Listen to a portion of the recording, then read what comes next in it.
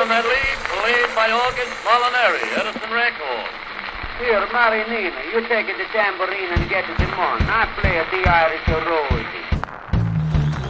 Y en la hora punta de la tarde se han vuelto a registrar incidentes con otros llamados a evasión masiva que se ha hecho a través de las redes sociales. Esta mañana el Metro de Santiago debió cerrar algunas de sus estaciones debido a masivas evasiones de pasajeros. Cabros, esto no prendió.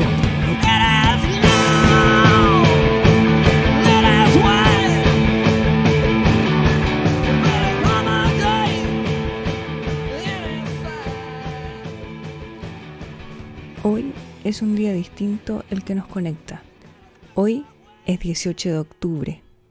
Estamos a un año de la revuelta, de la fecha clave en que Chile despertó. Es por ello que como Barrio Rondizoni y La Palabra Silenciosa queremos conmemorar esta fecha con ustedes, con sus relatos, con sus vivencias. Hagamos memoria. La semana del 14 de octubre comienza tensa. Se sentía el malestar por el alza del pasaje en el transporte público. Los escolares se organizaron y comenzaron a evadir los torniquetes, a manifestar el descontento. Y es que el 4 de octubre, el famoso panel de expertos decidió que debía existir un alza en el pasaje, alza que no se condice con los sueldos de miseria que reciben quienes utilizan mayormente este sistema de transporte. El 6 de octubre comienza a regir la nueva tarifa. En horario punta, el pasaje de metro llega a 830 pesos. Con la torpeza característica del mundo político, con esa frialdad y poca empatía de siempre, el ministro Fontaine manda a levantarse más temprano a la gente para acceder a una tarifa más baja. De manera que alguien que sale más temprano y toma el metro a las 7 de la mañana tiene la posibilidad de una tarifa más baja que la de hoy. De manera que ahí se ha abierto un espacio para que quien madrugue puede ser ayudado a través de una tarifa más baja. La realidad... Esta fue otra cachetada en la cara a la clase trabajadora del país. El descontento era generalizado, pero eran los estudiantes los únicos que podían sacar la voz. Después de décadas rompiendo el tejido social de este país, instalando un comportamiento individualista, neoliberal y extenuando al máximo a los y las trabajadoras, la cooperación para una revuelta era imposible. Solo los jóvenes podían quebrar este status quo. El salto a los torniquetes se extendió en gran parte de las estaciones de metro durante toda la semana. El libre tránsito de los trenes se interrumpía. La capital del oasis comenzó a colapsar. Costaba desplazarse y eso interrumpía la rutina que nos tenía atrapadas y atrapados en un sueño profundo, agobiante. Para muchos una pesadilla. Nuestra vecina Meilín recuerda el colapso en el transporte de esos días. Escuchemos su relato. Que me tocaba trabajar como todo día habitual, salí temprano. En la mañana habían unas manifestaciones en el metro, pero no tuve problemas para llegar. Me acuerdo que salía temprano, era viernes, entonces me empecé a tratar de venir como a las 2:30 desde mi trabajo en Pirque y me costó mucho tomar locomoción. De hecho, me trasladaron un poco hacia Puente Alto. Logré subirme al metro en Puente Alto y me acuerdo que venía y avanzaba, y mientras avanzaba cerraban estaciones. Ya sabía que acá a Rondizoni no podía llegar en metro, así que me bajé un poco más lejos. Me acuerdo que ese día no dimensionaba lo que estaba pasando hasta muy tarde, donde acá en casa nos pusimos a reflexionar en la dimensión del daño del metro, sobre todo. Fue lo primero que pensamos. En el centro de Santiago la experiencia se repetía. Nuestro vecino José recuerda su vuelta a casa junto a sus hijos. Ese día fue sumamente extraño, partiendo que ya venían los días como complicados con el tema de los estudiantes porque mi hija va en la media. Ese día viernes nosotros estábamos en el trabajo y estábamos celebrando el Día del Pequeño Ayudante, que es una instancia que tenemos en el trabajo donde traemos a nuestros hijos o hijas a trabajar durante el mediodía con nosotros para que vean y entiendan lo que hacemos día a día. Y luego viene un almuerzo, una convivencia con todos los niños y personas que trabajan en cada departamento. Una fiesta que se hace donde hay globos gigantes, inflables, hay show y todo. Ese día, 2 de la tarde se fueron todos y yo por quedarme haciendo algo con mis hijos para que no nos fuéramos al tiro, porque íbamos a ir al centro a dar una vuelta. Nos quedamos hasta como a las 4:30. Hasta ahí cuando nos vamos yendo, yo tengo una hija de 6 años, mi hija tenía 15 años, mi hijo tenía 5 años, y caminando por el centro decidimos ir a tomar un helado a la Alameda, ahí al McDonald's que está en Ahumada. Pero mientras íbamos bajando, tipo 5:30 ya, nos percatamos que había un ambiente totalmente distinto en Santiago, o sea, en el centro. La gente caminando por todos lados, se sentía como hartos gritos, y yo no entendía qué pasaba porque yo no había visto noticias, nada de lo que estaba sucediendo. Llegamos a la Alameda y era un caos, así la gente como toda corriendo, gritando, vamos al metro, el metro, y no pasaban micros, la Alameda cortada, ¿cachai? Mucha gente por todos lados. Mi hija me miraba, no entendía, mi hijo como, ¿qué pasa aquí? ¿Cachai? Tomé a mi hijo, me lo subí al hombro y empezamos a caminar. Caminamos por la Alameda, por el Paseo de Ahumada primero, llegamos a la Alameda. En la Alameda vimos que ya algo raro, que no había tránsito. Caminamos hasta el Torrentel, pasamos por la Moneda y igual súper distinto todo, muchos carabineros. Y ahí empezamos a entender, a escuchar que se estaban pasando el metro, que estaban los metros cortados, que no había transporte público. Bueno, por lo menos nosotros vivimos cerca, entonces dije a mi hija, bajemos, pues, y empezamos a caminar, fuimos hasta la carretera, y ahí nos vinimos caminando por la carretera. De verdad que fue como impactante porque la gente como que caminaba, pero a la vez como que no entendía qué sucedía.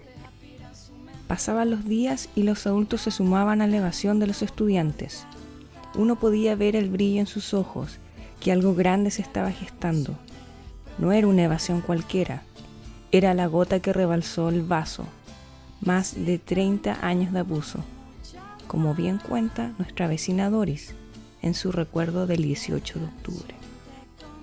Era un día viernes y yo estaba trabajando, pero cerca de la 1 me fui al metro Los Héroes y allí había una multitud, entre ellos muchos jóvenes que gritaban evadir, no pagar, otra forma de luchar. Me uní con ellos y grité con todos mis pulmones. Luego avancé y un joven me dice, pase, que está liberado, y por primera vez sentí esa libertad y sentí que estaba soltando esa rabia que tenía acumulada por años de cómo en un país donde los sueldos son tan bajos y un medio de movilización masivo que utiliza la mayoría de las personas era tan caro. Bueno, llegué, avancé hacia a los andenes y ahí habían más jóvenes gritando y me senté con los pies colgando hacia las vías y pude comprender que no era solamente por los 30 pesos, era por la AFP, por la salud, por la educación y por un montón de otras cosas que tenemos que seguir luchando. El 18 de octubre, la ministra de Transporte, Gloria Hood, descarta rebajar la tarifa de transporte público. Las manifestaciones se vuelven cada vez más fuertes. A las 19 horas anuncian la suspensión total del servicio de Metro Santiago. Los cacerolazos no se hacen esperar en varios puntos de la capital. Las protestas se intensifican, se toman la calle, mientras el presidente comía pizza en un restaurante del Barrio Alto. ¿Recuerdas qué pensabas y sentías a esa altura del día? ¿Recuerdas lo que estabas haciendo? Nuestra vecina Loreto recuerda muy bien ese momento.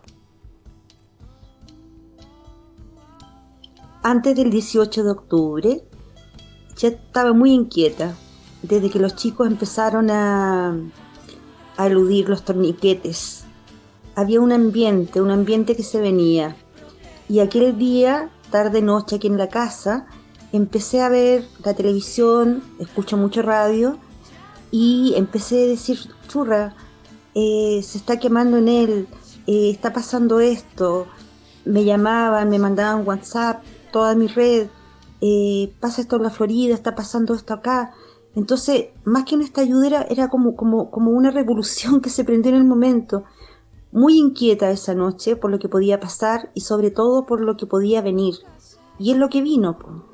Vino la primavera deshojada, vino el estado de emergencia, vino la represión y vino todo lo que nosotros como antiguos y que pasamos por periodos terribles nos recordamos esa noche. Me dormí con temor y muy inquieta. El fuego se toma la ciudad. La escalera de Enel se incendia, así como 77 estaciones de metro. Era algo nunca antes visto. Ya no había vuelta atrás. La revuelta de octubre explotó y se extendió por todo el país. En el extranjero, Chile aparecía como noticia segura. El oasis no existía, nunca existió, que no se entere la OCDE. A nuestro vecino Manuel le tocó vivir este día en Argentina, despertando su deseo de volver y ser parte del proceso que recién comenzaba. El 18 de octubre del año 2019, yo estaba en Argentina estudiando, cosa que no pude hacer acá porque la educación es privada y muy cara. Y recuerdo que ese día estábamos muy nerviosas muchas personas porque la atención ya estaba puesta en Chile. Y de hecho, a las pocas semanas me vine de vuelta a Chile, a Santiago, al barrio, porque quería participar en este proceso. El 19 de octubre, el presidente Sebastián Piñera decreta estado de excepción. El general Javier Iturriaga del Campo queda como jefe de Defensa Nacional. El ejército se despliega por las calles, llegando a 300 las personas detenidas. Las protestas y cacerolazos siguen. El presidente anuncia el congelamiento de la tarifa del metro, pero como siempre no escuchan. No son los 30 pesos, es el modelo de miseria que nos impusieron a sangre y fuego en dictadura, el cual coronaron con la Constitución del 80, escrita entre 4 paredes. El general Iturriaga decreta toque de queda en la capital. Comenzaba a regir entre las 22 horas y las 7 de la mañana. Es el primero desde 1987. Durante la noche del 20 de octubre, el presidente Sebastián Piñera afirmaba que estamos en guerra. Quiero hablarle a todos mis compatriotas que hoy día están recogidos en sus casas. Estamos en guerra contra un enemigo poderoso, implacable, que no respeta a nada ni a nadie, que está dispuesto a usar la violencia y la delincuencia sin ningún límite, incluso cuando significa pérdidas de vidas humanas, que está dispuesto a quemar nuestros hospitales, nuestras estaciones del metro, nuestros supermercados, con el único propósito de producir el mayor daño posible. Al igual como en dictadura, comienza la violación a los derechos humanos. Adultos y jóvenes pierden su vida en manos de gente del Estado. Muchos otros sufren mutilaciones oculares, así como violaciones. Chile, hasta la fecha, es el país con mayor cantidad de estallidos oculares perpetrados por fuerzas policiales, superando a Israel en su conflicto con Palestina. Además, las causas en contra de la violencia que ejerció el ejército y carabineros no han encontrado justicia. Seguramente algunas y algunos de nosotros recordaremos la marcha más grande realizada en la Alameda, aquella que recorrió el mundo por la multitudinaria. También recordaremos aquellas tardes en Plaza de la Dignidad donde éramos libres, gracias a los y las chicas de la primera línea. Recordaremos la renovación de la protesta a través de las tesis. También recordaremos que después del 18 de octubre volvimos a mirarnos a los ojos, a conversar con el vecino, con la persona que se sentaba al lado nuestro en la micro. Volvimos a sentir, a ser seres humanos. ¿Pero qué significa para nuestros vecinos de Barrio Rondizoni el 18 de octubre? Bueno, ¿qué representa el 18 de octubre para mí? Una pregunta compleja de responder porque fue un momento que yo veo donde, y hasta hoy en día lo veo, la diferencia que hay en nuestro país, ¿cachai? La diferencia social y de clase que hay en nuestro país, donde para mí la clase media, que es como nos tildan a todos nosotros, no existe, ¿sí? Sino que existe solamente la clase rica y de poder en nuestro país y todo el resto, que somos nosotros los pobres, donde me di cuenta que durante años, no 30 años, son muchos más años, fuimos dominados, ¿cachai? Fuimos manipulados. Bueno, hoy en día tratan de manipular con las noticias, con los sucesos que pasan. Yo creo que va a ser una fecha que se va a marcar un hito a nivel mundial igual, yo creo. Porque no solamente Chile es un país desigual, hay muchos países que son desiguales. Lo que pasa es que en Chile se vendió como un país perfecto por la clase política y de élite y justamente no fue así. Yo creo que ese día me dio esa impresión de que todos nosotros por primera vez estábamos muy de acuerdo en lo que nos molestaba de nuestro país. Creo que ese día fue como una manifestación de una rabia colectiva. Todos teníamos algo que decir, todos sentíamos que las cosas estaban mal y que bastaba ya de seguir tolerando situaciones de indignidad. Creo que para mí el 18 de octubre representa un nuevo comienzo, representa una nueva oportunidad que nos damos como sociedad para avanzar a algo mejor para todos. Pueden decir mucho que la delincuencia, el vandalismo que ha surgido, bueno, lamentablemente eso es un tema que el mismo país creó, ¿cachai? Con la desigualdad que hubo, la desigualdad económica, educacional, social. Entonces son consecuencias que a la larga tú fuiste sembrando durante muchos años en este país, donde unos pocos siempre han ganado, siguen ganando. Esperemos que no siga eso después del 25 de octubre, que es el primer pasito que tenemos para poder cambiar este hermoso país. Pero a mí el 18 de octubre significa que por fin los jóvenes de nuestro país se cansaron, ¿cachai? Se cansaron, se aburrieron por un objetivo común donde dijimos basta, ¿cachai? Como que era una sola voz, no habían dos voces, o sea, no era yo, era como una sola voz que gritaba, y que en esa unión hubo tanta libertad y tanta alegría que me dura hasta el día de hoy. Yo creo que fue un momento único, era así como cuando era joven y corría y cruzaba la meta y sentía esa libertad, esa sensación de un triunfo, eso sentí. Pero también en ese momento uno se da cuenta que la lucha sigue, que no es solo eso. Porque cuando llegué a mi trabajo había un grupo de personas gritando: ¿qué hacen estos mocosos por aquí? ¿Dónde están sus madres? Yo iría a tirarles una bomba y mataría unos cuantos para que agarren miedo. Y obviamente son fachos, son personas que no comprenden que es una lucha y que después ellos perfectamente retiraron sus 10%. Y ahí calladitos nomás, y no se dan cuenta que esas son luchas de las personas que estaban ahí. Y el 18 de octubre de este año para mí significa que no ha cambiado nada, que es muy gráfico de la sordera de la clase política, de las castas políticas que están en este país. Y significa un año en el que ha quedado demostrado justamente que si no es por nosotras mismas, las personas que habitamos el territorio, no se generarán cambios sustanciales. Eso para mí significa el 18 de octubre, un día de lucha. Y a portas y a la luz de un año, ese temor se fue transformando en recuperar la memoria, en recuperar el territorio, en recuperar las organizaciones, en toda la gente que salió a la calle, en esa multitudinaria concentración preciosa, en las organizaciones que se dieron con la Cruz Roja, con los chicos de la primera línea, con la gente que iba, como yo, que podría ser una vecina más de un barrio, que se juntaba con un otro.